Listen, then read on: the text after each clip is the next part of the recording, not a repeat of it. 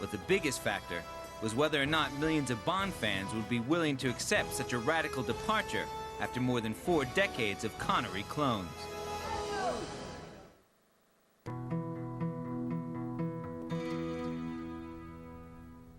When the 21st James Bond film Casino Royale was released in November 2006, its star, actor Daniel Craig, was decidedly in the hot seat.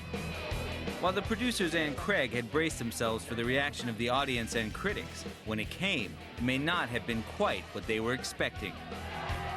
Daniel Craig was hailed as the best James Bond ever. I think he really nailed it. I think given the bad press that there was beforehand, people saying that he was wrong for this role, he wasn't going to pull it off, Daniel Craig is not Bond. I think he just showed them all. I mean, it made loads of money, critics loved it, audiences loved it. I've not yet met a person who doesn't love that movie and him in that movie. I mean, I think the previous Bonds have been a bit silly, really. I stopped watching them because I stopped believing in the character. I think he made Bond a believable person again. Daniel was definitely vulnerable, and you could see that he was suffering, which I think is important. I love you! Oh, I love you too. Casino Royale was nominated for 9 BAFTAs, the British equivalent of the Oscars, including a nomination for Daniel Craig as Best Actor. Daniel is the first James Bond actor to be BAFTA nominated for the role. You don't normally expect to see any kind of mainstream blockbuster lead to a Best Actor nomination, least of all a James Bond film. But Daniel achieved that. Daniel Craig's slightly uncertain, down-to-earth Bond helped Casino Royale rake in $600 million in worldwide box office receipts, making it the #2 best-selling Bond film of all time. After more than a decade of honing his craft to a razor edge, Daniel Craig, long considered a movie thug, had suddenly become Daniel Craig, sex god. In 2 separate polls in 2006 and 2007, Craig was named the sexiest man alive.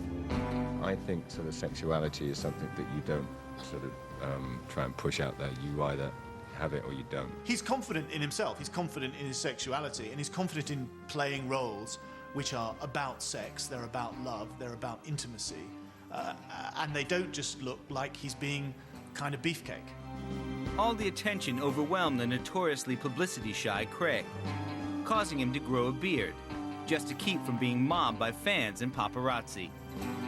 Daniel Craig is now an A-list star, and like it or not, he is recognised across the world over, and I think he's going to find that pretty hard to cope with, but I think it's actually making him retreat into his shell even more. It's not like he ever talked about his private life before, but I think he's probably going to turn up to less and less things. He won't do interviews unless he really, really has to. I mean, I understand that I'm going to lose some of my private life, but I mean, that's what you take on with a role like this. But I mean, I've tried to be fiercely private all my life and all my career, and I'm going to continue to be so. Even before the final numbers on Casino Royale were in, Craig was offered a contract for 2 more Bond films, a package worth nearly $30 million. Such unparalleled success could well convince many actors to sit back and rest on their laurels. But Daniel Craig, still wary of becoming typecast in any one role, continued to seek new and challenging parts. You can see in Daniel Craig's voice, his style, his whole address to the camera, his address to the audience, that steel, that edge, that absolute determination to make it as an actor on his own terms. Shortly after the opening of Casino Royale, Craig appeared in Infamous, a recounting of author Truman Capote's relationship with in cold blood murderer Perry Smith. In 2006, Craig appeared in Invasion, a reworking of the classic sci-fi flick Invasion of the Body Snatchers, co-starring Nicole Kidman. The same year, Craig landed a role in The Golden Compass. Are we going to see the child? I should think so. He once again teamed up with his co-star from Invasion, Nicole Kidman, who had a small hand in getting him the part. I was sort of very instrumental in that. I was like, you've got to get Daniel. I really hoped that he would do it because we've worked together before and I think he's just wonderful and has such a rich array of characters up his sleeve, I think, that he hasn't even shown the world what he can do. Svalbard. He's got an extraordinary mind and talent, and it's just exciting to be able to keep working with him. We'll have to watch ourselves, Del Murray. You can bet that Coulter woman has hired every Samoyed bandit from here to the pole to hunt us down.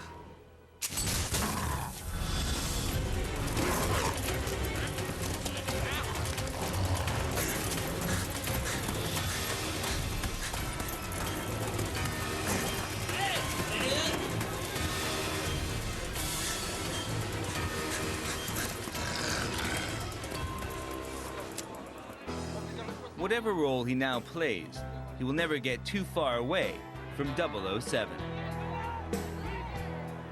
Daniel Craig genuinely is exciting. I haven't felt this excited about Bond movies since I was a little kid, because I'm genuinely looking forward to the next Bond movie and seeing what Daniel Craig is going to do now as James Bond. I hope that he'll be able to move on from that and do all sorts of other things. The danger is, of course, once you've been James Bond, that you're stuck with it. A lot of people get trapped in a role like that, or people see you in some iconic role and they think you can't do something afterwards. He's proven he can do all kinds of stuff, so I don't think there's any boundaries to what he can do in the future. Craig admits that his secret ambition is to have a part in Star Trek. It's the kind of dream many of Craig's fans undoubtedly share. But then again, a lot of people would also like to play James Bond. But for the foreseeable future, there's only one person who will call himself 007. Man ships himself home, avoids airfare. Urban legend.